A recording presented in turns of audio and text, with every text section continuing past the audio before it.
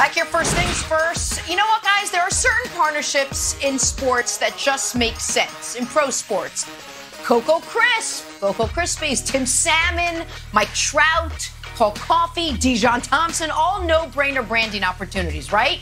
So when Taylor Heineke started playing really well in Washington, or, well, whatever you want to call it, obviously a partnership with Heineken was in his future. How could it not be? Hello, Heineken. Who better to partner with than Heineke? You're not going to get anything closer, right?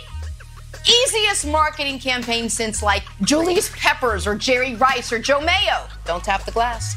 Heineke drinking Heineken, except for this. Heineken, not interested. Guess who was interested? Bud Light. They tweeted immediately, ready and waiting, when they heard Heineke's disappointment. Very next day, they sent over a drop of Bud Light products, 12 packs of everything he got. So Heineke posted this: with a name like Heineke, only one beer to partner with. Not Heineken. Nobody. You lost. You lost. I'm joining Bud Light. New campaign. We're calling it Heineke Bud Lighteke. It's Heineke Bud Lighteke. It's a work in progress. But he got the beer. Taylor. Things are happening. Things are moving. Money moves, Nick. I like it. Money moves by Taylor Heineke. That's right. Absolutely. Smart man. Hopefully it goes better than the other rebranding of Montez Sweat. Ugh, terrible. Tried it. Hey, Lamar Jackson flipped into the end zone. That was so dumb. He flipped into the end zone. And old Grandma Wilds told you I got a little bit nervous. Ravens have a rash of injuries. I said, hey, just take it easy. Waltz on in. And I was proven right. Well, Grandma Wilds was proven right. Here's what Lamar said yesterday. He's a little hurt. Oh, no, I'm kind of sore. I didn't want to tell Coach, because Coach probably would have said something to me about flipping next time. I don't know. I'll probably do it again, though. It was pretty cool. Gotta love it. Okay, remember that viral Patrick Ewing clip? When Patrick Ewing in Georgetown is chewing out one of his players and he's yelling at it, he's like, you practice that shot? Do you practice that? Then why are you taking it in the game? Okay, so Harbaugh and Lamar, if you're going to do the flip, which I admit was great, and you're going to do it again, gotta practice it. So the time that Joe Judge uses at the end of practice to do laps for any infractions, you've got to spend doing flips. You break out one of those giant, the pole vaulter things, bring it over there. Everybody just flips into the end zone. So there you go. Free advice and safety first. That's what I always say. It's all fun and games till someone hurts their hip. Time for John and Blank talking Ben Simmons this morning. That's Grandma it. Ethel. After Warriors owner Joe Lacob, that's my great aunt, was Ethel.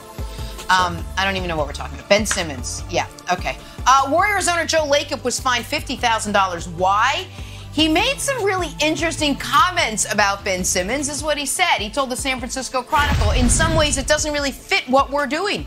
He makes a lot of money, and can he finish games? I don't know. He's very talented. The problem is we have Draymond Green. Dre and him are very similar in the sense that neither one really shoots, and they do a lot of the playmaking. That's one issue. The salary structure is the other. All right, Broussard, Dubs owner Joe Lacob saying Ben Simmons doesn't really fit what we're doing is blank. It's bullseye, Jenna. I agree with his analysis. In fact, I think that he watches FS1 because I've been saying this. Not that I'm not interested in Ben Simmons. Ben Simmons brings a lot to the table that I'd like if I'm Golden State. But I don't need Ben Simmons and Draymond Green together. He's right. They do the same thing.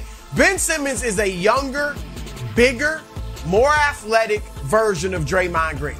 That's it. Draymond gives you, he will take the three-pointer, usually misses it, but he'll at least take it.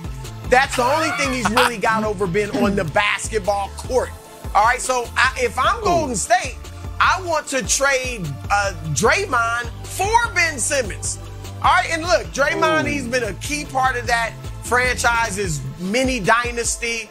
You love him for all that he's done. He got Kevin Durant there, which certainly helped you out. But if you can go get Ben Simmons for Draymond Green, I'll throw in Jonathan Kuminga some draft picks. And I know Philadelphia wouldn't do it, but Philly, Daryl Morey, that's your boy, Nick. Maybe he's watching.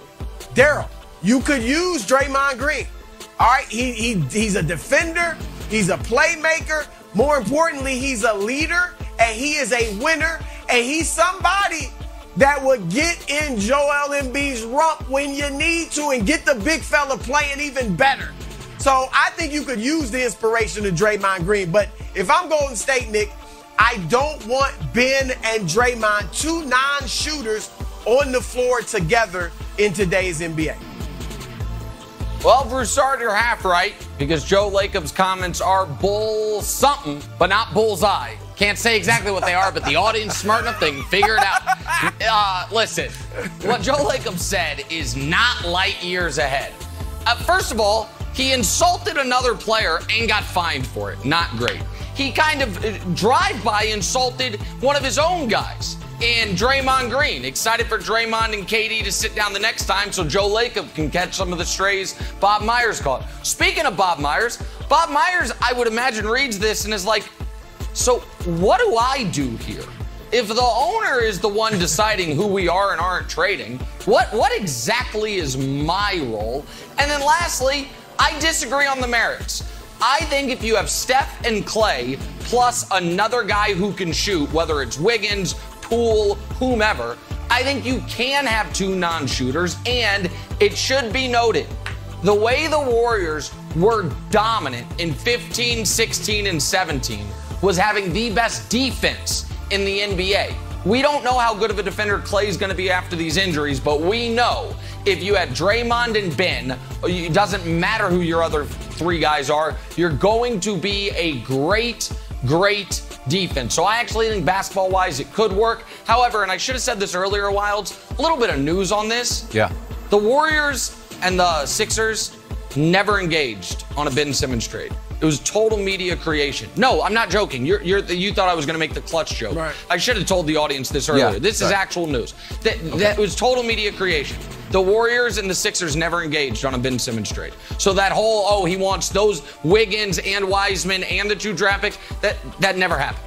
So Lacob maybe is fine to say it's not going to happen because they have not yet actually, Myers and Philly, talked about anything. But I think, Bob, that Joe Lacob should stay in his lane, Wilds. Yeah. Well, Joe Lacob's worth $1.2 billion. So like the $50,000, I'm like, ooh, sorry, let me find it in my couch cushions. No big deals. He's going to say whatever he wants. Broussard, I want to push back a little bit on why you think that would work. And for all of the good reasons, the intangibles that Draymond would bring to Philadelphia, don't you think Golden State needs those, though? Steve Kerr's pretty chill. Steph is a competitor, but it's not like he's the fiery guy on the court that sort of galvanizes people.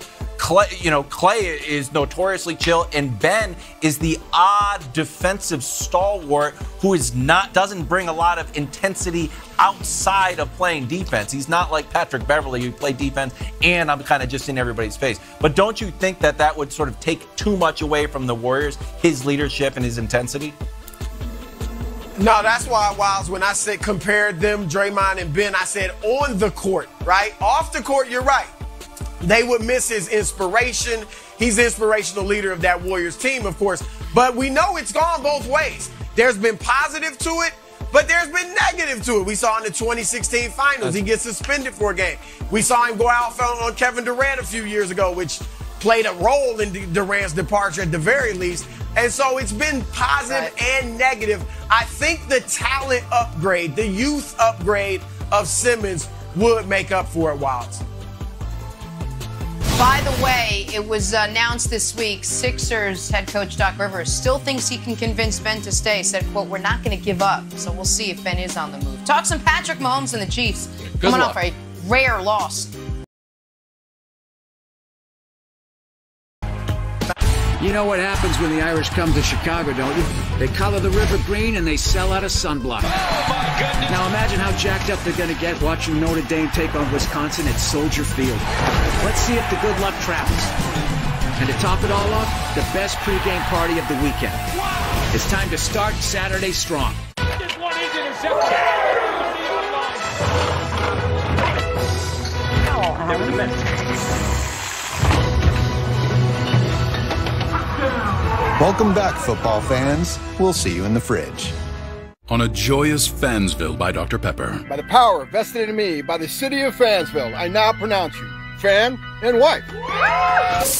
Natalie drops back into the pocket. It's a three-step drop. Trisha's wide open. Here comes the throw. Oh, Becky with the pick. Holy mackerel. When you take a look at it, see that full extension by Becky? Let's go back to the action. Oh! At this point, it's anyone's bouquet. Up next, the garter toss. Dr. Pepper, the one fans deserve. Zach? Zach? You mean Jack? Hey, Ellen. Hey! Your name? Tim. At the Cincinnati Insurance Companies, we know how hard you work to make a name for yourself. Jack. That's why we operate on a first name, first priority. Hey, Beth. First to be there for you basis. Because your name is what you stand for. Tim, good to see you. And at Cincinnati Insurance, we stand for you. This is more than a ball, and this is more than a beer. This ball can turn 11